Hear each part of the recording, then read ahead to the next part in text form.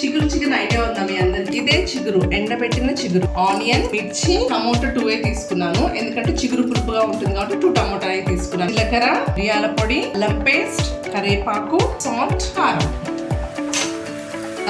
ఇంకా ఆయిల్ తీసుకున్నాను. ఆనియన్ వేస్తున్నాను. కరివేపాకులైనా మనకి ఏ వంట అయిపోతుంది కదా. పసుపు 1/2 స్పూన్, జీలకర్ర ఈ కలర్ వచ్చేదాకా వేయించుకోండి. ఆనియన్ బాగా.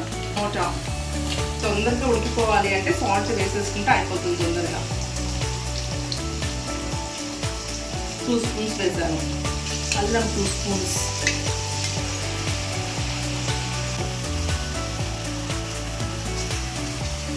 కారం 3 స్పూన్స్ వేస్తున్నాను. మిరియాల పొడి. ఇంకా చిగురు వేయలేదు అనుకుంటున్నారు కదా, ఇప్పుడు వేస్తున్నా చిగురు. పీస్ అయితే ఉడికేసింది,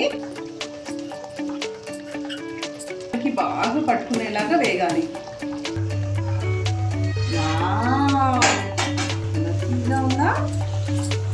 బాగా పట్టుకుంది చిగురు.